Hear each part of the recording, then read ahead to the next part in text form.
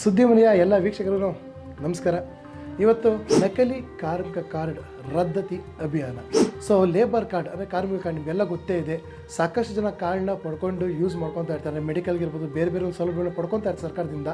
ಆದರೆ ಇತ್ತೀಚಿನ ದಿನಗಳಲ್ಲಿ ಕರ್ನಾಟಕದಿಂದ ತುಂಬ ಜಿಲ್ಲೆಗಳಲ್ಲಿ ನಕಲಿ ಕಾರ್ಡ್ಗಳು ತುಂಬ ಜನ ಮಾಡಿಸ್ಕೊಂಡು ಆ ಒಂದು ಫೆಸಿಲಿಟಿನ ಅವ್ರು ಕೂಡ ಪಡ್ಕೊತಾ ಇದ್ದಾರೆ. ಸರ್ಕಾರ ಕೆಲವೊಂದು ರೂಲ್ಸ್ ಮಾಡಿದೆ, ಕೆಲವೊಂದು ಡಾಕ್ಯುಮೆಂಟ್ಸ್ ಕೊಡಬೇಕು.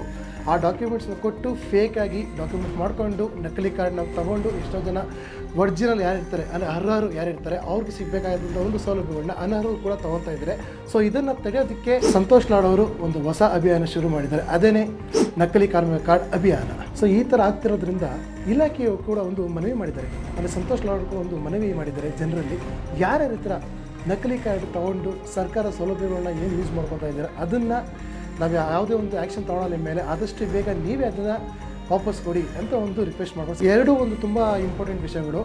ಯಾರ್ಯಾರು ನಕಲಿ ಕಾರ್ಡ್ ಯೂಸ್ ತೊಗೊಂಡು ಸರ್ಕಾರ ಸೌಲಭ್ಯಗಳನ್ನ ತೊಗೊತಾ ಇರ್ತೀರ ಅವರಿಂದ ನಿಜವಾದ ಕಾರ್ಮಿಕರು ತುಂಬ ಲಾಸ್ ಆಗುತ್ತೆ. ಇವರೇನಾದ್ರು ವಾಪಸ್ ಕೊಟ್ಟರೆ ನಿಜವಾದ ಕಾರ್ಮಿಕರು ಯಾರಿರ್ತಾರೆ ಅವ್ರಿಗೆ ಇನ್ನೂ ಹೆಚ್ಚಾಗಿ ಅಂತ ಒಂದು ಸೌಲಭ್ಯಗಳನ್ನ ಕೊಡ್ಬೋದು. ಇದು ಒಂದು ಒಳ್ಳೆ ಅದ್ಭುತ ಪರಿಣಾಮ ಆಗುತ್ತೆ. ವಾಪಸ್ ಕೊಡೋದಿಲ್ಲ. ಈ ವಿಚಾರನ ಎಲ್ಲ ಕಡೆಯೂ ಕೂಡ ಒಂದು ಆಂದೋಲನ ಮೂಲಕ ಸಂತೋಷ್ ಲಾಡ್ ಇರ್ಬೋದು, ಸರ್ಕಾರ ಕೂಡ ಒಂದು ಕೈ ಜೋಡಿಸೋದಕ್ಕೆ ಎಲ್ಲ ಕಡೆ ಒಂದು ಆಂದೋಲನ ಮಾಡ್ತಾ ಇದ್ದಾರೆ, ಒಂದು ಅಭಿಯಾನ ಕೂಡ ಶುರು ಮಾಡಿದ್ದಾರೆ. ಮನವಿ ಮಾಡ್ತಾ ಇದ್ದಾರೆ, ಇವಾಗ ಯಾರು ನಕಲಿ ಕಾರ್ಡ್ ಮಾಡ್ಕೊಂಡಿದ್ದಾರೆ ಎಲ್ಲ ವಾಪಸ್ ಕೊಟ್ಬಿಡಿ ಅಂತ. ಯಾರು ವಾಪಸ್ ಕೊಡಲ್ಲ ಅನ್ನೋರ ಮೇಲೆ ಕಾನೂನು ಕ್ರಮವಾಗಿ ಒಂದು ಸೂಕ್ತ ಕ್ರಮ ಒಂದು ಕೈಗೊಳ್ಳಲಾಗ್ತಾ ಇದೆ. ಅದು ತುಂಬ ಸ್ಟ್ರಿಕ್ಟಾಗಿ ಸ್ವಲ್ಪ ದಿನ ಮಾತ್ರ ಟೈಮ್ ಇರುತ್ತೆ. ಅಷ್ಟರಲ್ಲಿ ಯಾರ್ಯಾರು ಕಾರ್ಡ್ನ ವಾಪಸ್ ಕೊಡಲ್ಲ ಅವರೇ ಸ್ವಯಂಪ್ರೇರಿತವಾಗಿ ಹೋಗಿ ಕಾರ್ಡ್ ಕೊಟ್ಟವ್ರ ಮೇಲೆ ಯಾವುದೇ ಒಂದು ಕ್ರಮ ತಗೊಳ್ಳಲ್ಲ. ಅದೇ ಥರ ಕೊಡದೇನೆ ಇನ್ನು ಸರ್ಕಾರದಿಂದ ಬರ್ತಕ್ಕಂಥ ಒಂದು ಲಾಭವನ್ನು ಪಡ್ಕೊತಾ ಇದ್ದಾರೆ. ಅಂಥವ್ರನ್ನ ಪತ್ತೆ ಹಚ್ಚಿ ಕಾನೂನಿನ ಮೂಲಕ ಕಾನೂನು ಚೌಕಟ್ಟಲ್ಲಿ ಏನು ಶಿಕ್ಷೆ ಕೊಡ್ಬೋದು ಆ ಶಿಕ್ಷೆಯನ್ನು ಕೊಡ್ತಾ ಇದ್ದಾರೆ.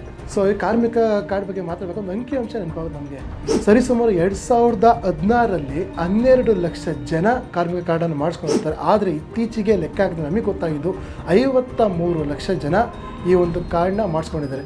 ಅದರಲ್ಲಿ ಸುಮಾರು ಇವಾಗಲೇ 7 ಲಕ್ಷ ಕಾರ್ಮಿಕ ಕಾರ್ಡ್ ಮಾಡಿಸ್ಕೊಂಡವ್ರನ್ನ ಕಾರ್ಡ್ನ ರದ್ದು ಮಾಡಿದ್ದಾರೆ. ಅಂದರೆ ಅವ್ರನ್ನ ಹಿಡಿದು ಇವ್ನು ನಿಜವಾದ ಕಾರ್ಮಿಕ ಅಲ್ಲ, ಡೂಪ್ಲಿಕೇಟ್ ಡಾಕ್ಯುಮೆಂಟ್ಸ್ ಕೊಟ್ಬಿಟ್ಟು ಮಾಡಿಸ್ಕೊಂಡಿದ್ದಾರೆ ಅಂದ್ಬಿಟ್ಟು ಇವಾಗಲೇ 7 ಲಕ್ಷ ಕಾರ್ಡ್ನ ರದ್ದು ಮಾಡಿದ್ದಾರೆ. ಆಗಲೇ ಕೆಲವೊಂದು ಎಕ್ಸಾಂಪಲ್ ಅಂದರೆ ಈಗ 7 ಲಕ್ಷ ಸೇರ್ಕೊಳ್ಳೋದು ಅಂತ ಹೇಳಿದ್ರಲ್ಲ, ಅದರಲ್ಲಿ ನೀವು ನಂಬಲ್ಲ, ನೀವು ಹೇಳ್ತೀನಿ ಕೇಳಿ. ನಿಮಗೆ ಡಾಕ್ಟರ್ಸ್ ಇರ್ಬೋದು, ಇಂಜಿನಿಯರ್ಸ್ ಇರ್ಬೋದು, ಪೊಲೀಸರು ಇರ್ಬೋದು, ಅಂಗನವಾಡಿ ಕಾರ್ಯಕರ್ತರು, ಆಶಾ ಕಾರ್ಯಕರ್ತರು ಇರ್ಬೋದು, ಟೈಲರಿಂಗ್ ಮಾಡುವಂಥ ಇರ್ಬೋದು, ಪ್ರೈವೇಟ್ ಕ್ಯಾಬ್ ಓಡಿಸೋರು ಇರ್ಬೋದು, ಇಷ್ಟು ಅಂದರೆ 7 ಲಕ್ಷ ಅಂದರೆ ಈ ಥರದ ವರ್ಗದವ್ರು ಸಿಕ್ಕಾಪಟ್ಟೆ ಸಿಕ್ಕಿದ್ದಾರೆ.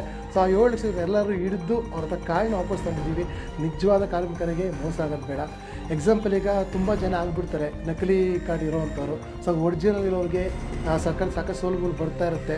ಅವಾಗ ಕಟ್ ಮಾಡಿಬಿಡ್ತಾರೆ, ಅದು ನಿಮಗೂ ಸಿಗಲ್ಲ, ಅವರು ಎಕ್ಸಾಂಪಲ್ ಇರಬೇಕಾದ್ರೆ ಈಗ ನಿಜವಾದ ಕಾರ್ಮಿಕರಿದೆ ಅವ್ರ ಮಕ್ಕಳಿಗೆ ವಿದ್ಯಾರ್ಥಿ ವೇತನ ಕೊಡ್ತಾ ಇದ್ದಾರೆ ಅವರು.